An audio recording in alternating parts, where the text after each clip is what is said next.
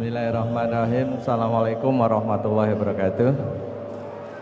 Alhamdulillahirrabbilalamin. Bihi nasta'inu ala umuri dunya waddin. Wassalatu wassalamu ala sayyidil mursalin Sayyidina Maulana Muhammadi wa ala alihi washabbihi ajmain. Amma ba'du. Alhamdulillah, Bapak Ibu, Ayah Bunda sekalian, ini pertemuan kita yang pertama ketika kita berusaha mengaplikasikan apa yang selama ini kita pelajari, kita sosialisasikan dan lain sebagainya. Kita bersyukur pada Allah, sesuatu yang kita mulai 5 tahun lalu dengan sangat kecil, berusaha menyewa satu tempat untuk mendidik 30 anak-anak dari kita, dalam waktu 5 tahun ini berkembang seperti yang kita lihat sekarang. Ini baru yang di Jabodetabek, belum yang di daerah-daerah lain. Tetapi lebih dari itu, sungguh kita juga bersyukur pada Allah bahwa kita tidak berhenti hanya berusaha mendidik anak, tapi kita juga berusaha mendidik diri-diri kita sendiri. Jadi kita belajar untuk berekonomi yang lebih baik. Kita berusaha untuk melawan sistem ribawi dengan cara yang lebih baik. Karena hanya satu jalan untuk melawan sistem ribawi ini, yaitu dengan jual beli. Nah, maka jual beli inilah yang kita rintis pada acara seperti ini. Islam dulu turun di kaum para pedagang, suku Quraisy yang sangat terkenal dengan kemampuannya berdagang. Islam dibawa ke Nusantara juga melalui kaum pedagang. Bahkan 1,5 abad setelah Belanda masuk di Indonesia, Belanda yang berbahasa Belanda dan dengan tulisan Latin mendapat persetujuan dari Raja Jawa yang berbahasa Jawa dengan tulisan Jawa untuk mengeluarkan uangnya sendiri tahun pertengahan abad 18. Ketika mendapatkan izin itu, company Belanda menerbitkan uang, tapi tidak dalam bahasa Belanda dengan tulisan Latin, tidak dengan nama Jawa dengan tulisan Jawa, tapi ditulis dengan huruf Arab dengan bahasa Arab. Uang Belanda pertama kali yang terbit di Indonesia diberi nama dirham min Company Welandawi ila Jaziratul Jawi Al-Akbar. Dirham dari company Belanda untuk Jawa besar, Jawa di lingkungan keraton maupun di luar keraton. Mengapa Belanda sampai mencetak uang pertamanya dengan nama dirham dan dengan tulisan Arab? Karena sampai pertengahan abad 18 yang dominan di Nusantara, di dunia perdagangan di Nusantara adalah orang-orang berbahasa Arab, bertulisan Arab. Siapa mereka? Mereka adalah kaum muslimin. Ini yang tidak tercatat secara bagus di sejarah, sehingga berabad-abad ulama kita, pedagang-pedagang kita didominasi oleh kaum muslimin di dunia perdagangan, tetapi seolah-olah hilang demikian. Pernah bangkit kembali ketika Indonesia sudah terjajah selama 300 tahun di awal abad 19. Siapa yang merintis kemerdekaan Indonesia, yang bermulai berpikir untuk Indonesia merdeka, adalah lagi-lagi kaum pedagang, yaitu Sarekat Dagang Islam. Maka kalau kita lihat dari waktu ke waktu, sejak Islam turun pertama kali, disebarkan di bawah hijrah, dibawa sampai ke Nusantara oleh kaum pedagang. Ketika Indonesia tertutup oleh penjajahan, bangkitnya juga melalui kaum pedagang. Mengapa enggak sekarang juga kita bangkitkan kembali kejayaan kita, kebangkitan umat kita melalui dunia perdagangan.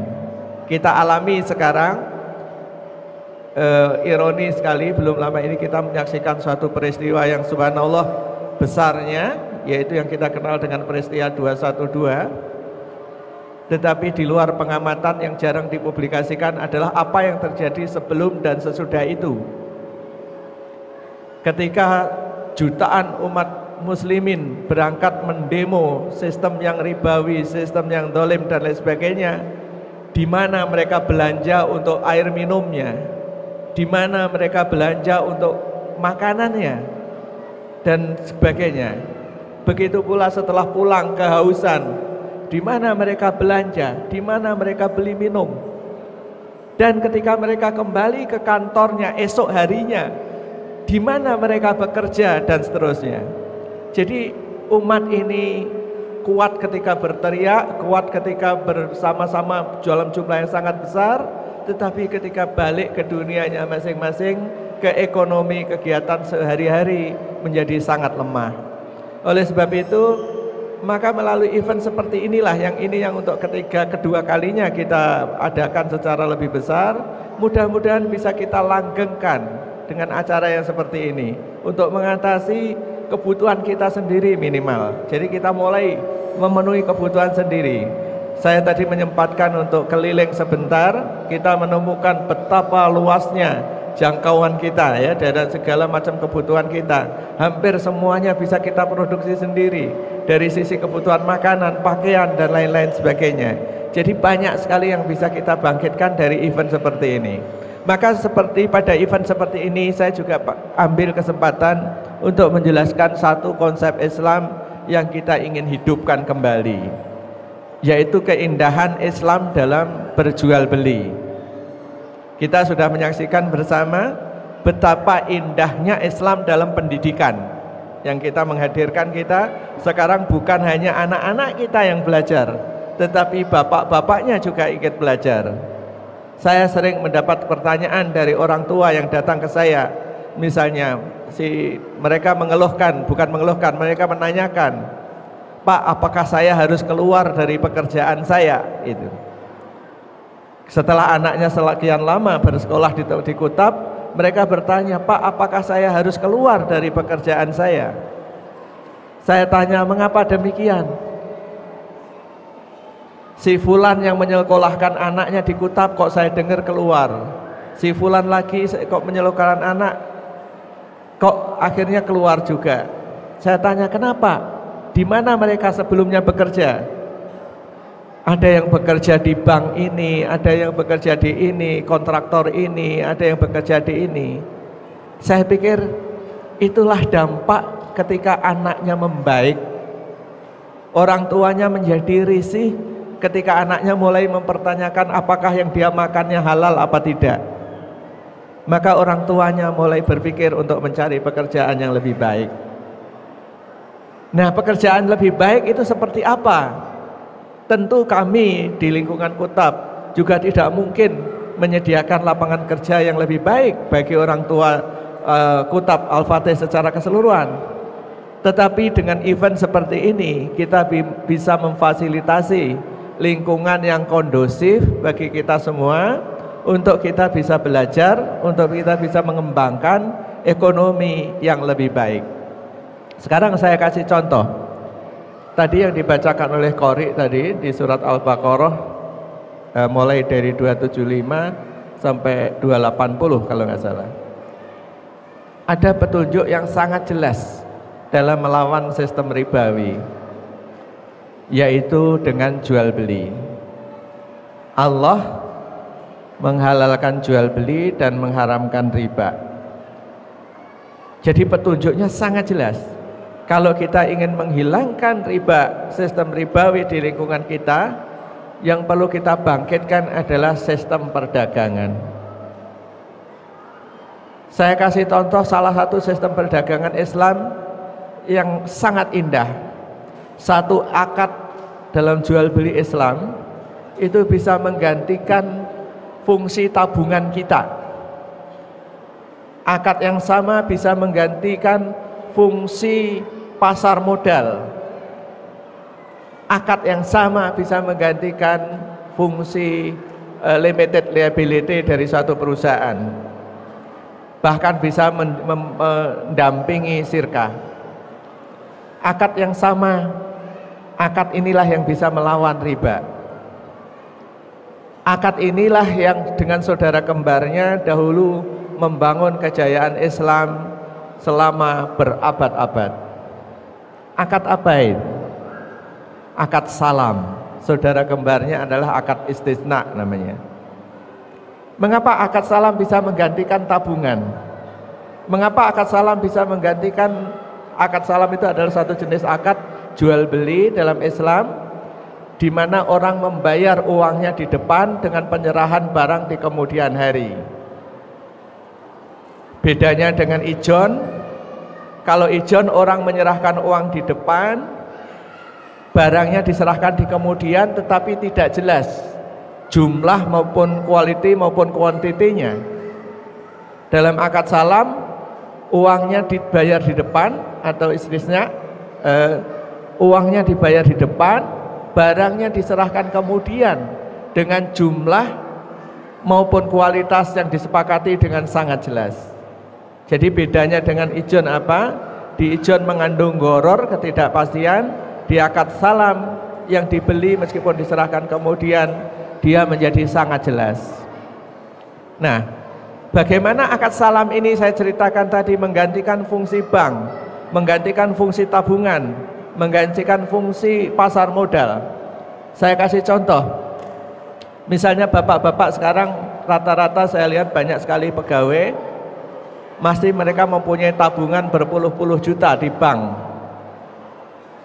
Bila uang bapak ibu ada di bank, maka bapak ibu bisa tidur nyenyak untuk sementara ini, karena uang bapak ibu dijamin oleh pemerintah. Kalau banknya bangkrut, dijamin oleh pemerintah, diganti oleh pemerintah dengan uang rakyat. Jadi bapak ibu bisa tidur nyenyak sampai bapak ibu mentadaburi surat Al-Baqarah mulai 275 yang tadi dijelaskan. Ini tamu kita sudah datang, alhamdulillah.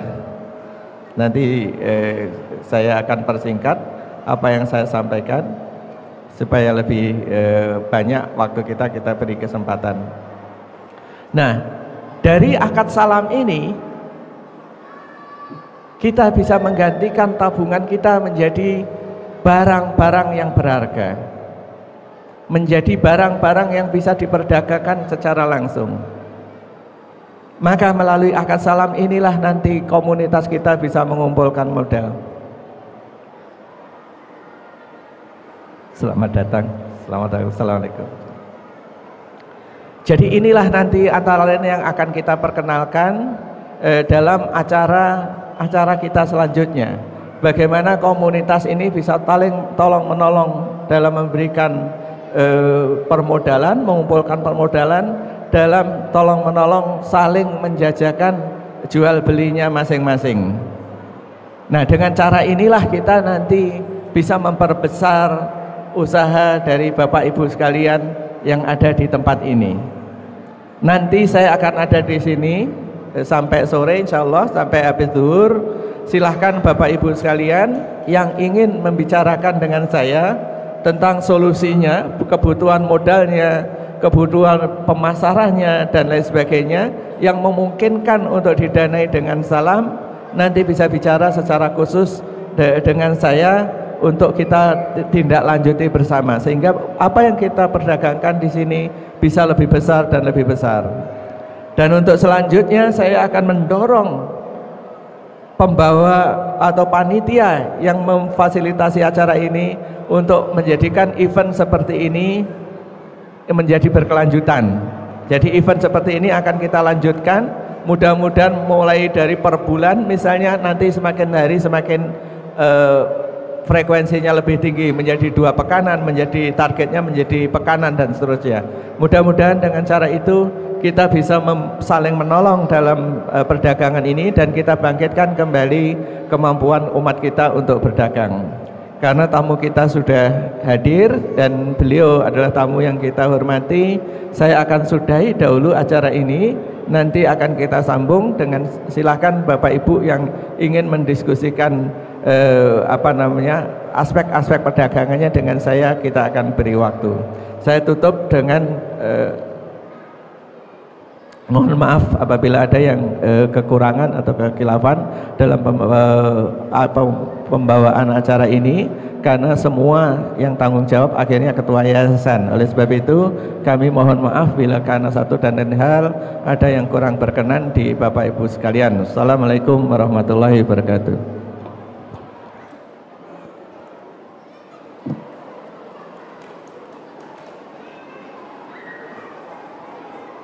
Syukran jazakallah khair kepada Bapak Ustadz Muhaimin Iqbal selaku Ketua Yayasan Al-Fatih yang sudah memberikan sambutan, dan alhamdulillah selamat datang sudah hadir bersama kita semua Bapak Dubes Arab Saudi.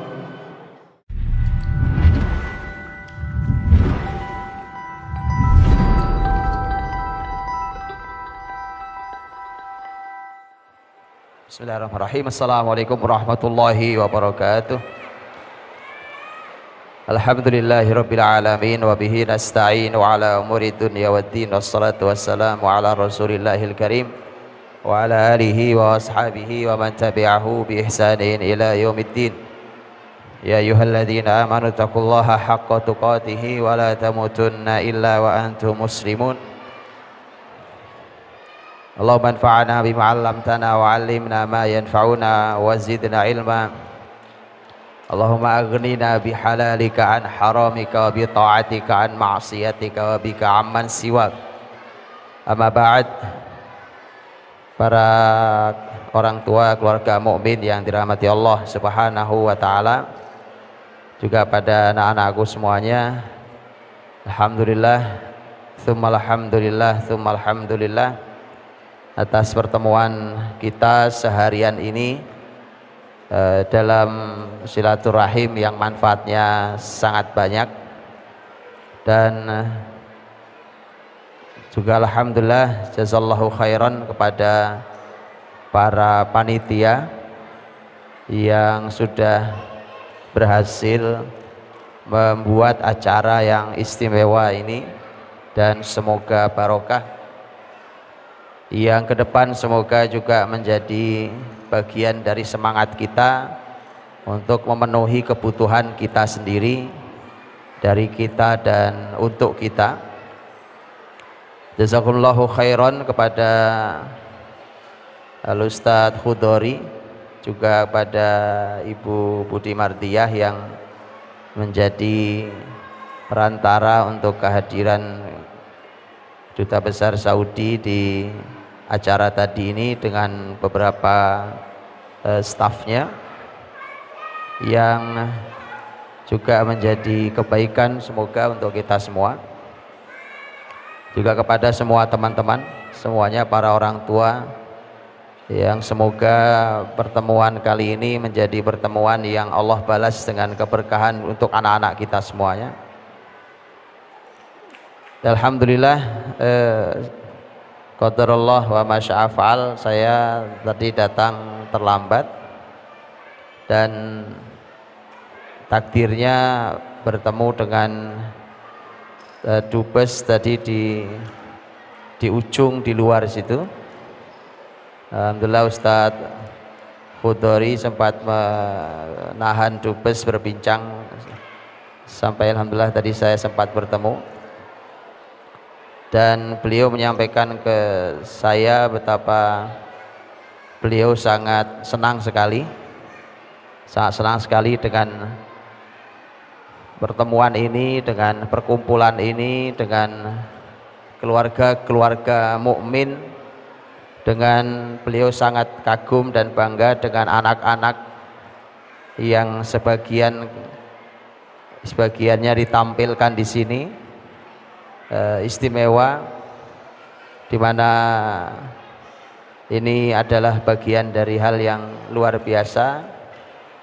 Menjadi lebih istimewa karena kita semua sebenarnya masyarakat yang secara lisan bukan lisan Arab, tetapi bayangkan anak-anak kita yang bukan lisan Arab, mereka hafal Quran, hafal hadis, hafal mutun dan seterusnya. Ini menjadi istimewa dan luar biasa.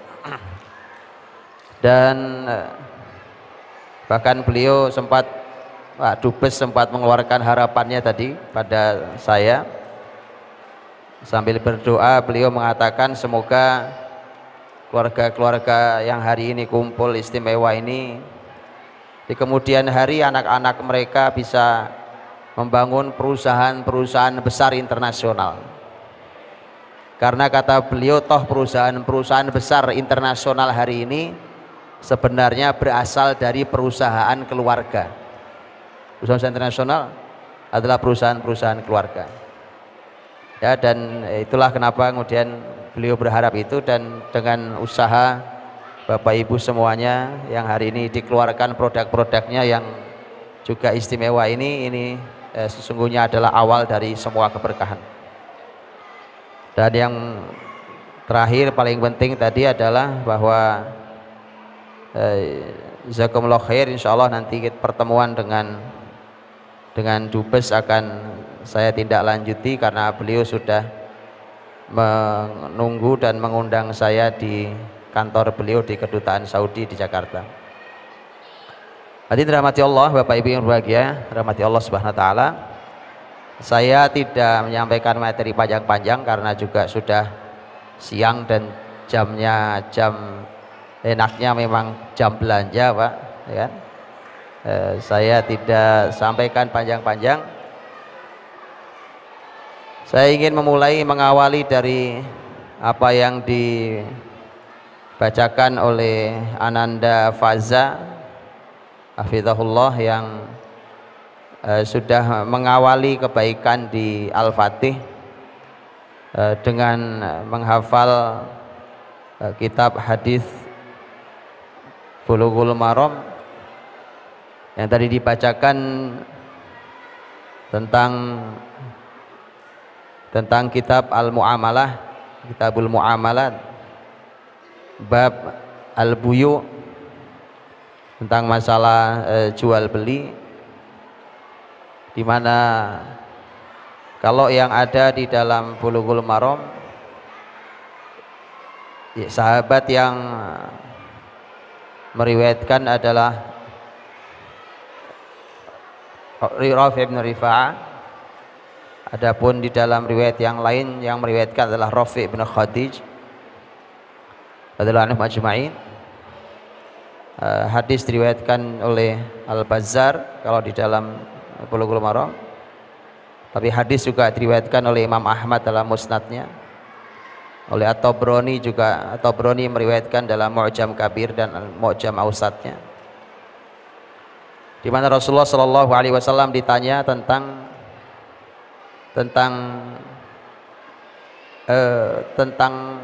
cara mencari rizki yang terbaik.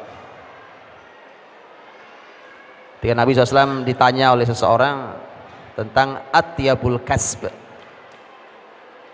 atyabul kasbi, kata atyab ini pertanyaan yang menarik dari seseorang, bahwa para sahabat Nabi Shallallahu Alaihi Wasallam mereka kalau bicara tentang mencari rizki, mereka tidak puas dengan sekedar kata halal. Sahabat Nabi itu tidak puas dengan sekedar kata halal, karena Quran sendiri menyampaikan agar kita mengambil yang halalan thayyiban, halal lagi thayyib. Karenanya ketika sahabat bertanya tentang al-kasbi yang thayyib, cara mencari rizki yang thayyib, yang kata thayyib itu juga mengandung makna halal. Jadi tidak sekedar kata halal tapi thayyib, tapi sahabat mengatakan thayyib yang kata thayyib mengandung kata halal. Tapi lebih tinggi dari itu, para sahabat masih bertanya atyab, bukan kasbun thayyib, tapi atyabul kasb.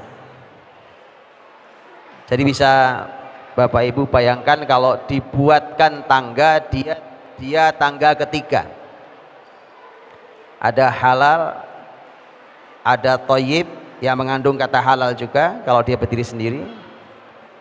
ada yang di atasnya lagi. Nah ini yang ditanya sahabat, yaitu at-tiyab. Jadi para sahabat Nabi Shallallahu Alaihi Wasallam, Bapak Ibu, urusan mencari rizki mereka tidak mau sekedar halal. Halal sudah nggak usah dibicarakan, orang beriman pasti nyari yang halal. Maka dari itu mari kita sesuaikan sekarang diri kita dalam mencari rizki yang halal.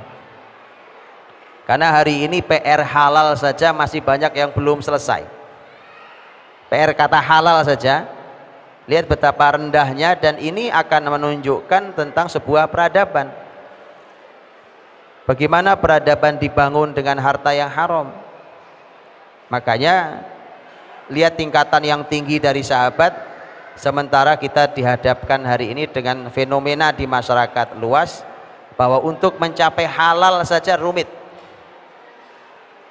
Dan lihat di mana posisi tinggi para sahabat Nabi Shallallahu Alaihi Wasallam. Jadi sahabat Nabi bertanya kepada Nabi SAW, karena kalau pekerjaan yang halal sahabat tahu ada banyak, pekerjaan yang juga thayyib sekaligus halal juga. Tapi sekarang sahabat ingin bertanya, ya Rasulullah, saya mau bertanya tentang at-tiyabul kasbi, cari rizki yang paling thayyib, posisi paling tinggi, ini paling thayyib, sudah halal, baik, dan yang paling at-tiyabul kasbi. Rasulullah Shallallahu Alaihi Wasallam menjawab, kata Nabi Shallallahu Alaihi Wasallam, ada dua hal. Yang pertama, amalur rajuli biyadih. Yang pertama adalah pekerjaan seseorang dengan tangannya sendiri. Maka dari itu para orang tua yang dirahmati Allah, tugas kita adalah membuat tangan anak-anak kita itu terampil dan menghasilkan uang. Tangan mereka ini harus tampil dan menghasilkan uang yang halal dari tangan mereka sendiri. Maka keterampilan tangan itu penting, baik pada kaum laki-laki ataupun kaum perempuan. Dan inilah indahnya dulu ketika kita di dalam syariat Islam dituntut umpamanya agar perempuan punya fokus yang lebih besar tentang urusan rumah mereka, karena mereka punya bekal keterampilan tangan yang baik, bahkan di rumah pun perempuan bisa menghasilkan uang. Itu yang dicontohkan oleh para sahabat wanita di zaman Rasul Shallallahu Alaihi Wasallam.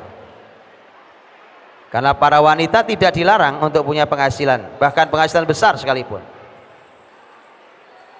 Contoh yang paling nyata adalah apa yang pernah kita bahas, yang disampaikan oleh sejarah tentang Ummul Mukminin Zainab binti Jahsh radhiyallahu anha. Di mana Zainab binti Jahsh radhiyallahu anha salah satu istri Nabi yang Aisyah radhiyallahu anha yang sebenarnya bersaing cukup ketat dengan Zainab binti Jahsh. Jadi Aisyah dengan Zainab itu persaingannya lumayan, cukup serius persaingannya antara dua orang ini. Mengingat dua-duanya juga punya nasab mulia, dua-duanya cantik dan seterusnya.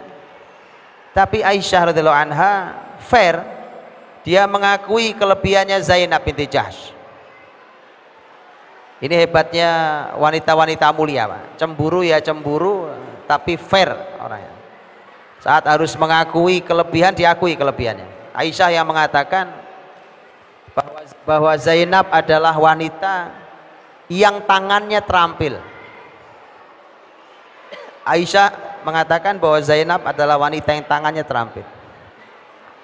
Karenanya Zainab menghasilkan uang dan Zainab bersedekah gara-gara itu. Luar biasa. Pengakuan Aisyah radhiyallahu anha ini kalau dibuka dalam sejarah cukup panjang kisah tentang Zainab binti Jahsh radhiyallahu anha. Zainab binti Jahsh radhiyallahu anha, salah satu kelebihan beliau ini ahli juga ahli dalam masalah kulit. Kalau kirbah itu dibuat dari kulit, maka keahlian untuk menyamak kulit itu Zainab binti Jahsy punya keahlian.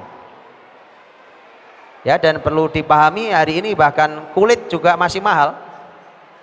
Oh, jaket biasa dengan jaket kulit beda harganya. Ya kan? Tas biasa dengan tas kulit beda harganya. Dan itu kulit itu ada orang-orang yang ahli dalam masalah kulit. Zainab binti Jahsy radhiyallahu anha punya keahlian dalam itu. Dan yang kedua yang juga dikenal dari Zainab diantaranya adalah Zainab binti Jahsy radhiyallahu anha. Beliau adalah wanita yang punya keahlian meracik parfum. Nah, ini parfumer ternyata. Jadi beliau ahli dalam meracik parfum. Sehingga beliau punya usaha parfum. Orang tua kita Pak Muhaimin Iqbal untuk meracik parfum perginya jauh sampai ke Perancis, Pak. Jauh sampai ke kota, masuk ke Perancis sana untuk mengambil sanad parfum. Dan beliau punya sanad parfum. Makanya saya sudah bilang ke beliau sudah lama, cuma ini belum eksekusi karena belum ada yang mengeksekusi. Begitu beliau pulang cerita banyak tentang sanad parfum beliau dan sudah mulai kita lihat di sini juga produknya ada parfum yang bersih dari bahan-bahan yang berbahaya.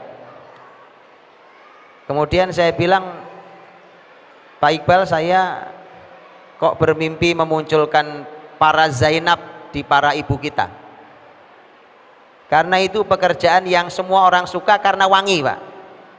Jadi kalau Anda nggarapnya di rumah, rumah jadi wangi.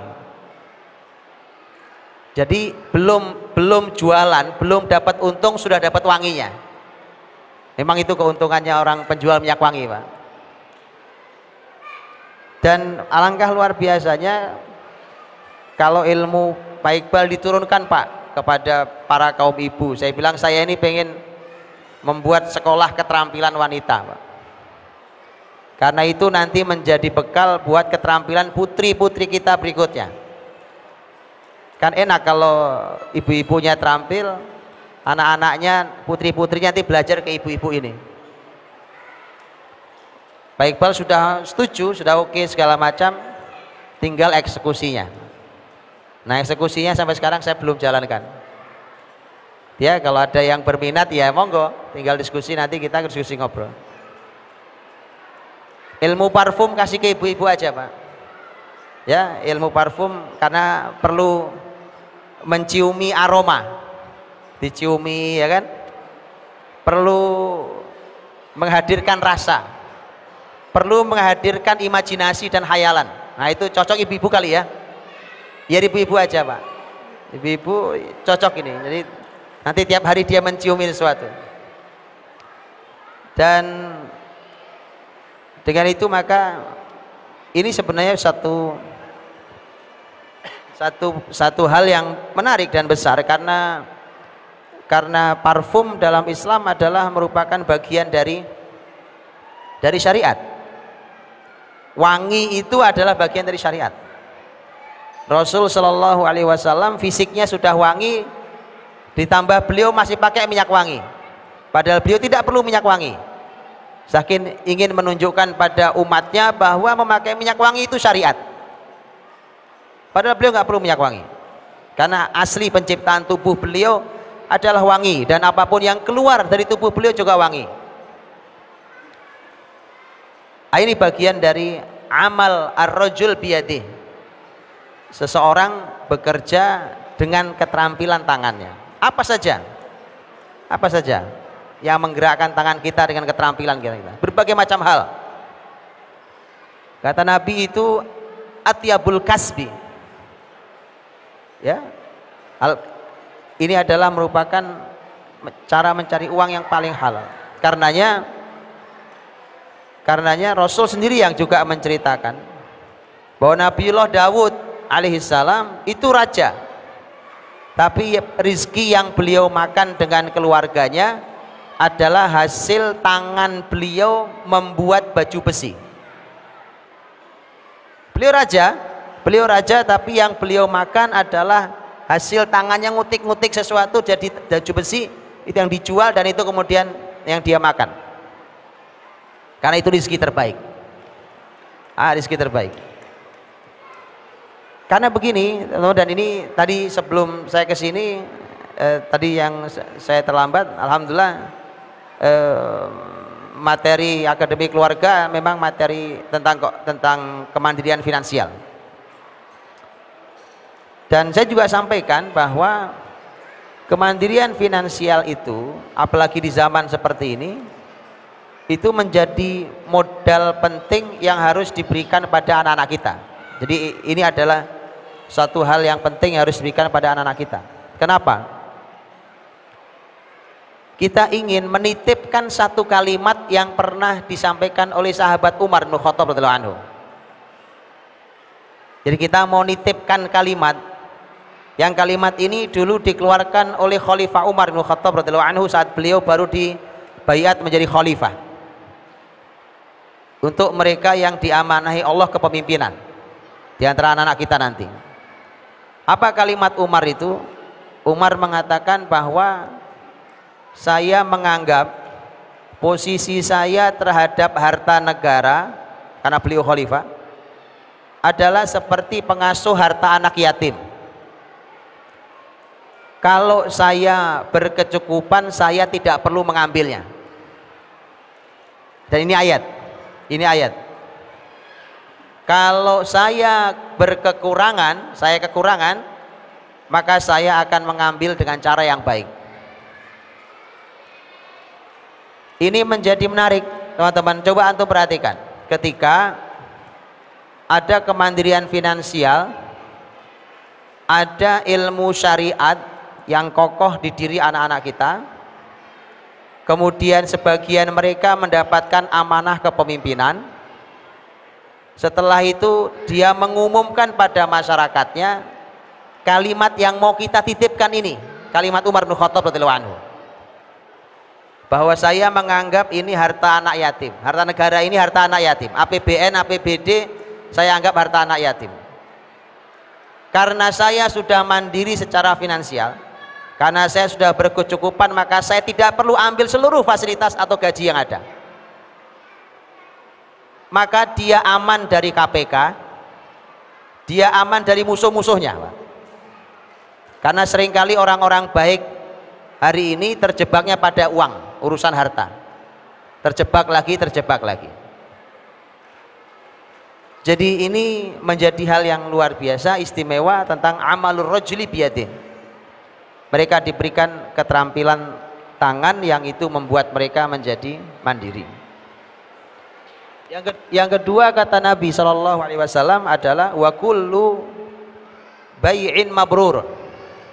Wa kullu bai'in mabrur. Kullu bai'in mabrur ini yang sedang kita lakukan hari ini, yaitu semua jenis baik jual beli yang mabrur.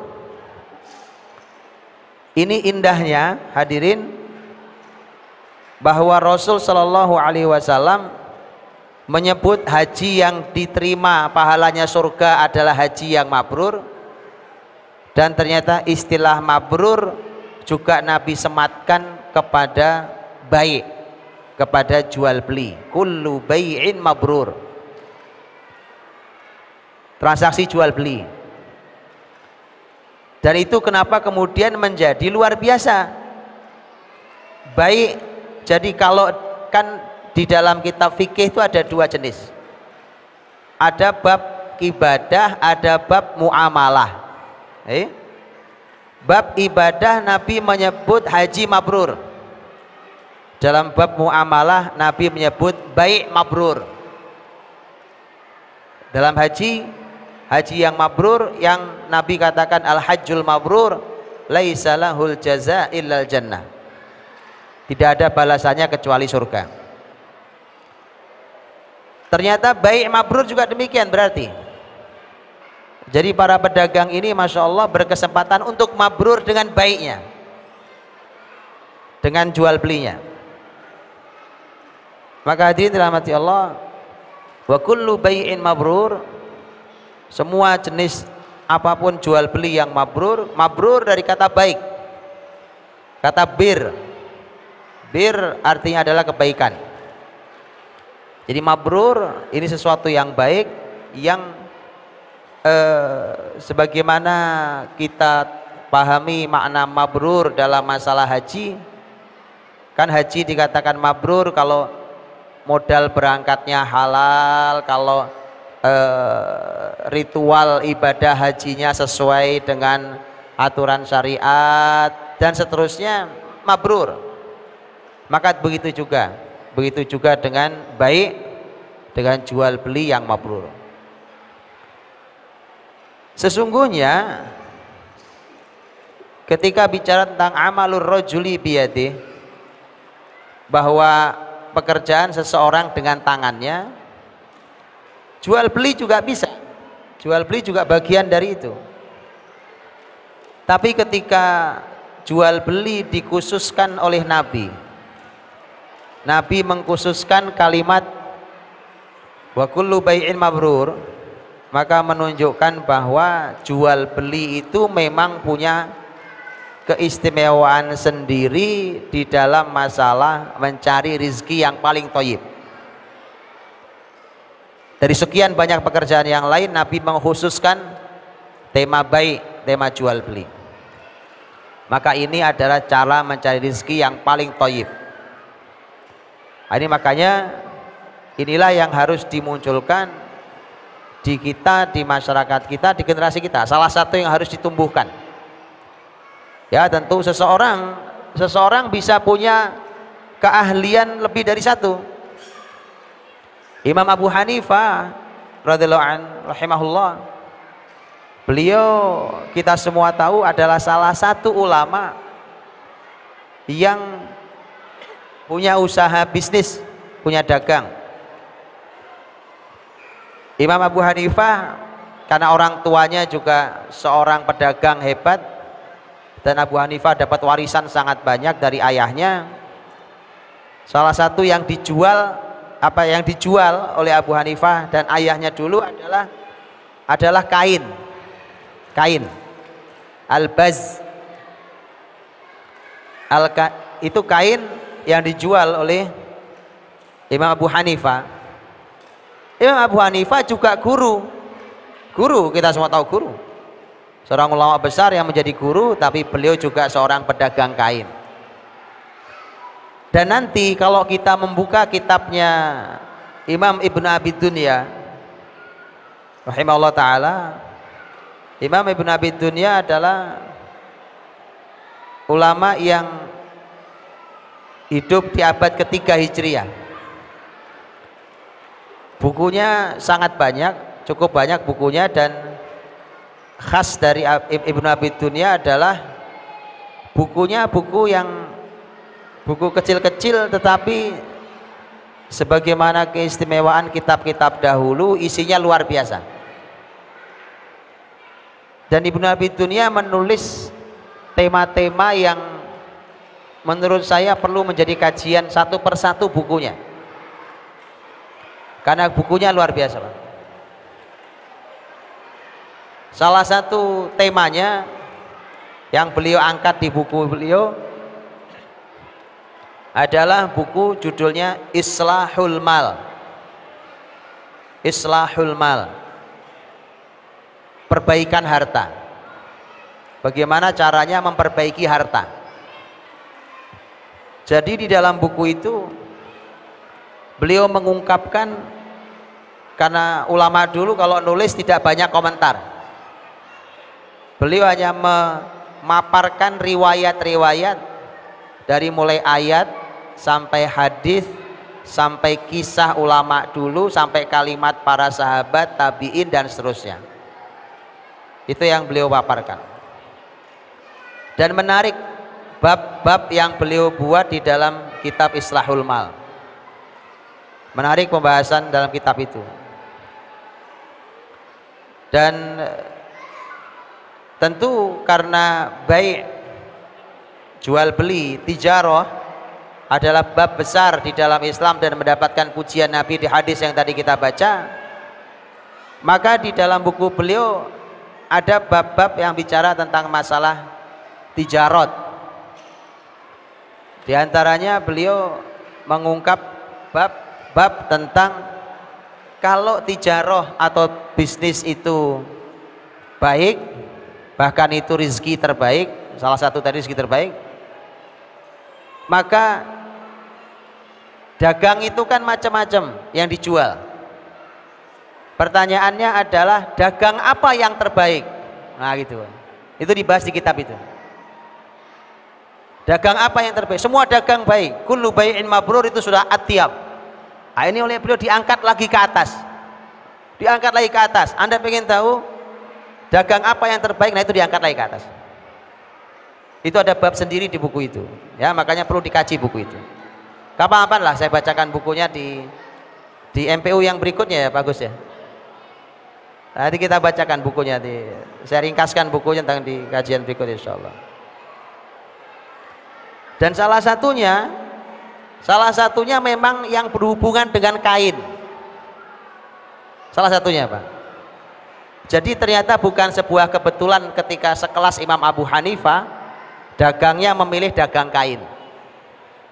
Karena ternyata di dalam bab itu diriwayatkan, diambilkan dari beberapa riwayat, ya itu salah satunya adalah bab tentang hal itu.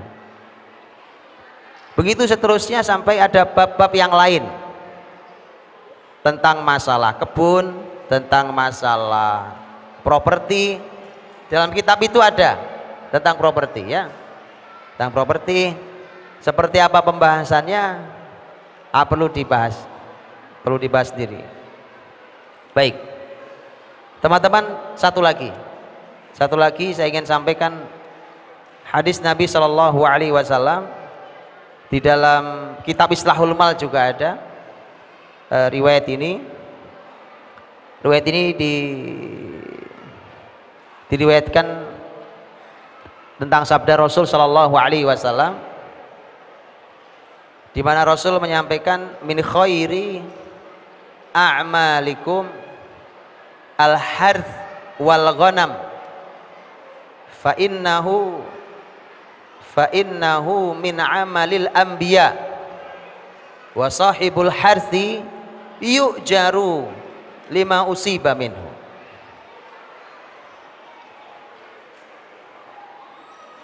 Kata Nabi SAW, min khairi a'malikum, salah satu pekerjaan baik kalian, jadi salah satu pekerjaan terbaik kalian. Kalau tadi pakai kata atyab, kalau ini pakai kata khair. Ini khairi a'malikum, salah satu pekerjaan terbaik kalian adalah,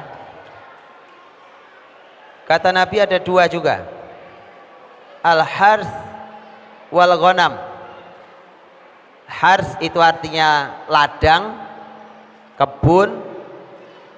Al-ghanam artinya kambing. Kasihan ya, Masya Allah. Di kita semua ada ini, alhamdulillah. Kebun dan kambing. Kemudian Nabi mengatakan fa innahu min amalil anbiya, karena sesungguhnya ini pekerjaannya para nabi. Yang kambing kita tahu secara khusus adalah pekerjaannya para nabi.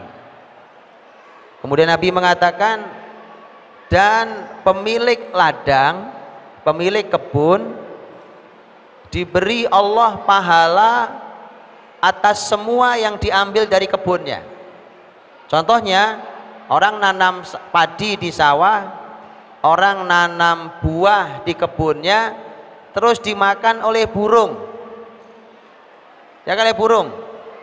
Subhanallah, oleh Rasul dikatakan, bahkan dalam riwayat lain juga ada, dikatakan oleh Nabi bahwa si petani mendapatkan pahala karena sebagian tanamannya dimakan oleh burung, oleh binatang lain. Nah, jadi ini luar biasa, dia bertani sebelum panen sudah panen pahala. Belum panen karena belum dipetik itu, dia sudah panen pahala, kemudian dia panen betulan. Ini indahnya kalau orang bekerja dalam panduan syariat. Ya, jadi Masya Allah bersyukur kita Pak Iqbal punya fokus yang luar biasa yang jarang dilakukan oleh orang di dunia hari ini, fokus untuk mengatasi pangan. Mengatasi pangan, dan itu pekerjaan yang dari dulu sangat amat besar. Dari dulu.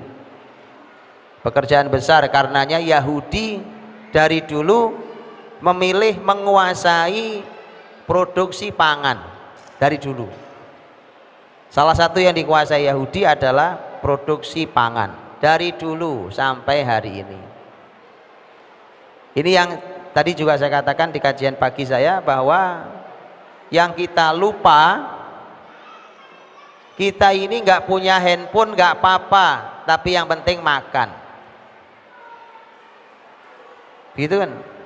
Apa ada orang beli handphone tapi nggak, kemudian yang nggak bisa makan, yang penting punya handphone, Pak?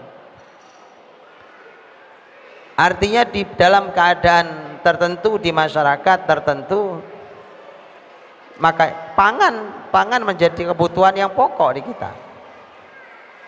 Makanya dari dahulu pun Yahudi menguasai pangan kita. Dan Pak Iqbal terus melakukan berbagai macam hal untuk urusan pangan ini, dan mudah-mudahan kehadiran beliau bisa menjadi keberkahan buat kita dan buat negeri ini, karena ini bagian dari PR besar untuk kita dan anak-anak kita. PR besar buat kita dan anak-anak kita. Ini menjadi bagian dari keberkahan, karena Nabi jelas-jelas merekomendasikan sebagian pekerjaan. Nah, ini yang harus kita lacak, diantaranya dari kitab Islahul Mal, yang harus kita lacak pekerjaan apa saja yang direkomendasikan Nabi SAW. Harus kita lacak semua itu. Baik, dan itu yang harus kita sediakan nanti untuk anak-anak kita. Karena ada kalimat menarik yang disampaikan ke saya juga, bahwa kalimatnya adalah, Ustadz, anak-anak ini jangan sampai mengalami kembali dilema pekerjaan seperti para orang tuanya. Anak-anak tidak boleh terulang. Yang dilema biar kita yang memang ilmunya masih belakangan dapatnya, enggak, bismillah kita coba bertahap untuk memperbaikinya. Tapi anak-anak jangan terjebak lagi yang sama dengan kita dalam dilema pekerjaan. Mereka harus diberi pekerjaan-pekerjaan terbaik sebagaimana yang direkomendasikan oleh Rasul Shallallahu Alaihi Wasallam. Baik teman-teman rahmati Allah, saya kira itu ini adalah kita perlu membaca kitab-kitab ulama tentang masalah pekerjaan, karena tidak ada yang tidak ditulis oleh ulama, Pak. Kehidupan kita yang memandu kita, tidak ada yang kelewat dalam syariat ini. Sampai urusan pekerjaan ada kitabnya, dan tidak satu. Saya tadi cuma nyebut satu, tidak satu kitab judulnya pekerjaan. Ya, Bapak Ibu, apa pernah kebayang orang dandan, Bu, dandan bersolek? Apa pernah ada yang membacakan kitabnya? Kitab bersolek, pernah baca? Ada kitabnya, ada kitabnya. Kitab berdandan itu ada kitabnya, Bu. Wallahi ada kitabnya. Besok saya bacakan tuh antum kalau mau. Kitab bersolek. Jadi Masya Allah, tidak ada yang kita perlukan di kehidupan ini kecuali ulama telah menuliskan kitab-kitabnya. Kecuali syariat ini persis seperti yang turun, al-yauma akmaltu lakum dinakum wa atmamtu alaikum ni'mati wa raditu lakumul Islam madina. Semoga Allah berkahi semua usaha kita, pendidikan kita, generasi kita, silaturahim ini, kebersamaan ini. Semoga ke depan semakin baik dan semakin baik, semakin barokah dan semakin barokah. Allah ampuni kita semuanya dan Allah berkahi kita semuanya. Subhanakallahumma bihamdik, asyhadu an la ilaha illa anta astaghfiruka wa atubu ilaik. Assalamualaikum warahmatullahi wabarakatuh.